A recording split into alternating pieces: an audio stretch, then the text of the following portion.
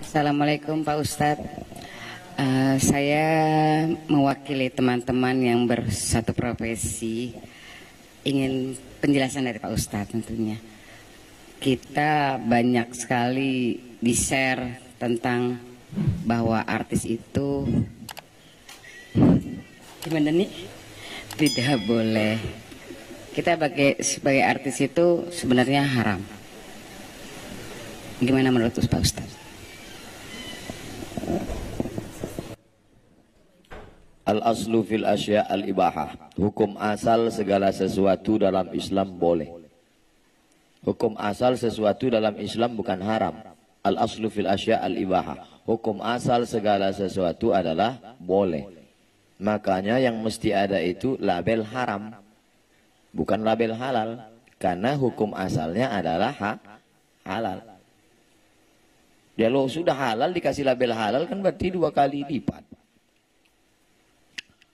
Di mana letaknya haram? Maka kalau ada orang mau haram ditanya, kenapa Ustadz ada orang mengatakan artis itu haram? Yang pertama, karena membuka aurat. Lalu kalau yang dia perankan itu seorang ibu, pakai jilbab, pakaiannya longgar, 20 episode, ke-20-nya nggak ada dia buka aurat. Di mana letak haramnya? Yang kedua, ada sentuhan kulit dengan tak mahram. Kebetulan dalam perannya itu selama 20 episode memang peran dia tak ada sentuhan. Orang ibu di Pantai Jompo tak ada bersentuhan dengan orang. Jadi harus dilihat di mana letak haramnya. Ustadz, itu tari persembahan itu haram. Ada tari persembahan menyambut bupati, menyambut gubernur kan disambut dengan tari persembahan. Saya tanya letak haramnya di mana? Karena digunakan kata sembah. Oke, kalau gitu nggak usah kita buat tari sembah. Namanya apa? Tari welcome. Menyambut selamat datang. Tetap haram juga Pak Ustadz. Kenapa? Karena yang menari itu anak gadis. Oke, kalau gitu jangan anak gadis. Kita latih anak TK. Anak TK nari kan lucu. Maka bupati, gubernur ketika lihat anak TK, ingat dia anak di rumah. Tapi kalau anak gadis, lupa dia bini di rumah.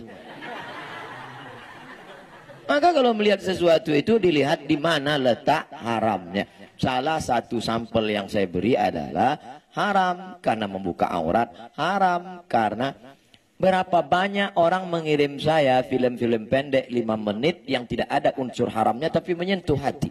Yang paling saya ingat adalah ketika seorang gila tidur di depan ruko, dia usir, dia ini. Tapi ternyata orang itulah yang menyelamatkan dari pencuri. Tidak ada unsur haram di situ.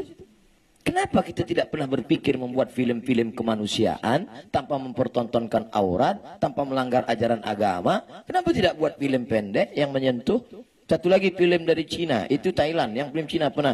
Seorang direktur perempuan numpang di mobil karyawannya, mobil biasa. Akhirnya di tengah jalan, preman-preman orang kaya ngamuk. Disangka ini perempuan biasa, dia telepon, rupanya dia atasan, datang helikopter, akhirnya ketakutan. Enggak ada tuh buka aurat.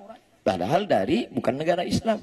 Kenapa kita tidak pernah berkarya dengan karya tanpa merusak ajaran agama kita, tapi yang kita sentuh adalah hati orang. Mudah-mudahan dengan ibu-ibu artis, kawan sahabat artis, berhijrah, tahajud, beribadah, Allah berikan ilham. Kita menyebutnya ilham, tapi kita menyebutnya good idea.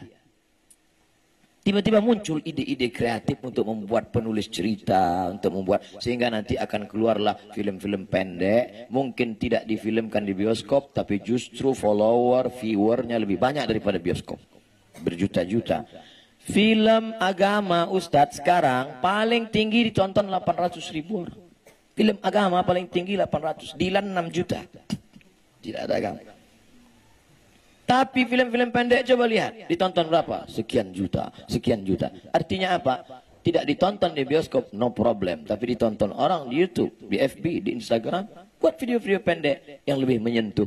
Insya Allah, saya berharap penulis-penulis, artis-artis tetap berkarya. Hijrah tidak membuat berhenti dari berkarya. Berkaryanya sebelum hijrah, filmnya buat na'udzubillah dosa. Setelah berhijrah justru filmnya mengingatkan orang pada kebaikan-kebaikan, insyaallah. Amin.